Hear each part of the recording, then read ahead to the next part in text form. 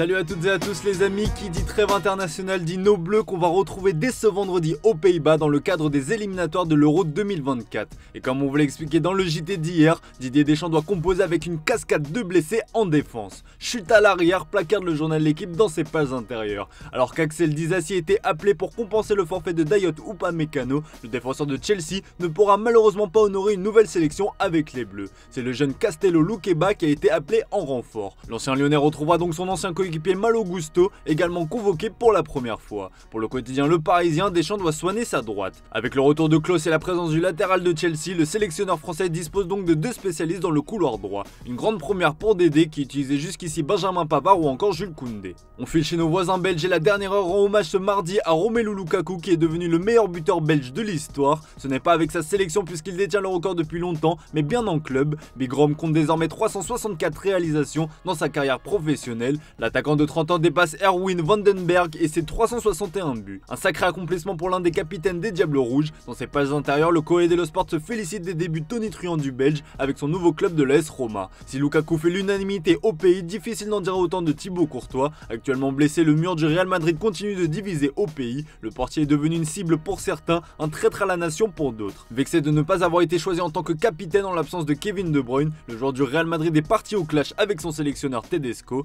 S'il n'est pas question d'un retour en sélection pour le moment étant donné qu'il est blessé, son coéquipier Timothy Castagne a accordé une interview au journal Le Soir et ce dernier a eu des mots forts. Ce serait bizarre que Thibaut revienne comme si de rien n'était, après ce sera un problème à régler entre Thibaut et le coach. Avant tout cela, le plus important c'est qu'il se rétablisse de sa blessure, a-t-il déclaré avant de lui lancer un message qui risque de faire parler. S'il ne veut plus venir jouer pour la Belgique, ce sera son choix, on n'aura que Castil qui est très bon et même encore d'autres gardiens derrière. L'intéressé est prévenu. On continue ce tour de la presse internationale direction l'Angleterre avec Jude Bellingham qui va retrouver les Three Lions dans une forme étincelante. Sur un nuage depuis son arrivée au Real Madrid, le crack de 20 ans compte bien en faire profiter sa sélection. À l'occasion d'une interview accordée au Daily Star, l'intéressé s'est fixé de grands objectifs avec l'Angleterre. Bellingham estime être actuellement dans le droit chemin et veut tout simplement régner sur le football avec l'Angleterre sur les 15 prochaines années. Des propos forts qui font grand bruit dans la presse anglaise. Le Daily Mirror reprend une autre de ses déclarations comme vous pouvez le voir dans les pages intérieures du tabloïd anglais. Nous espérons maintenant que l'Angleterre gagne tous les tournois majeurs. Dans le même ton, le Daily Express placarde les dires de sa nouvelle star. Nous ne devons pas être timides, nous devrions gagner tous les tournois majeurs. Des déclarations fracassantes restent désormais à joindre les paroles aux actes. Filons en Italie désormais pour évoquer l'actualité d'un club qui peine à retrouver son niveau de l'an dernier. Il s'agit évidemment du champion en titre, le Napoli. La situation se tend en Campanie où Rudy Garcia est de plus en plus fragilisé après les mauvais résultats de son équipe. La Gazzetta dello Sport fait le point sur la situation du coach français qui se retrouve clairement sur la sellette. Le président Aurelio De Laurentiis a rencontré l'entraîneur français ce dimanche pour lui mettre la pression, tandis qu'une autre entrevue aura lieu cette semaine selon nos infos, alors que plusieurs cadres des Napolitains se sont plaints auprès de leur président.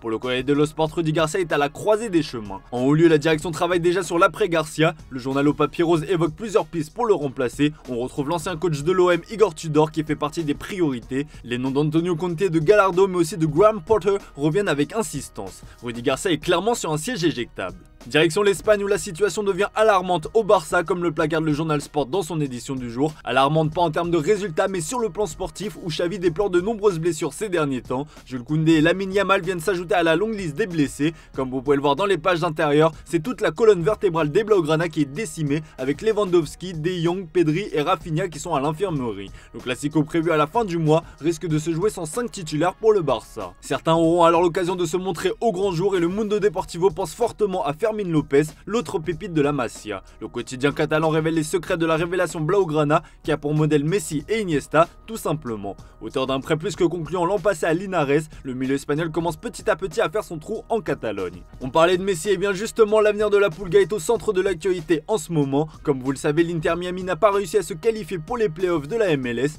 L'Argentin va donc se retrouver 4 mois sans jouer avec son club. Et bien le journal Sport annonce dans ses pages intérieures que sa situation est suivie de très près par l'Arabie Saoudite qui serait déterminé à retenter le coup. Le pays du Golfe aimerait se faire prêter Lionel Messi pour une durée de 6 mois. L'occasion pour l'Arabie Saoudite de réussir son pari de réunir de nouveau Cristiano Ronaldo et Léo Messi dans la même ligue et de continuer son développement. Reste à savoir ce qu'en pensera l'Inter Miami. En attendant, Cristiano Ronaldo a fixé la date de la fin de sa carrière. Le journal espagnol Sport reprend des informations d'un journaliste saoudien qui annonce que CR7 a communiqué à sa direction ses ambitions futures et la date à laquelle il souhaitait raccrocher les crampons. La légende de 38 ans veut dans un premier temps prolonger son bail avec Al Nasser avant de dire stop après le mondial 2026. Cristiano Ronaldo serait alors âgé de 41 ans. Une sacrée longévité pour un joueur qui a déjà laissé sa trace dans l'histoire du ballon rond. Son successeur au Real Madrid, Vinicius Junior, espère en faire tout autant, écrire l'histoire du Real Madrid. Si on vous expliquait hier dans le JT que sa prolongation était en bonne voie, le journal Sport indique que rien n'est fait. Le média parle même d'inquiétude concernant son renouvellement. Bien que l'entourage du club assure depuis un an qu'il a été renouvelé et qu'en haut lieu on considère ce dossier comme clos, la vérité est que ce prétendu accord n'a pas encore été officialisé et le temps presse, peut-on lire.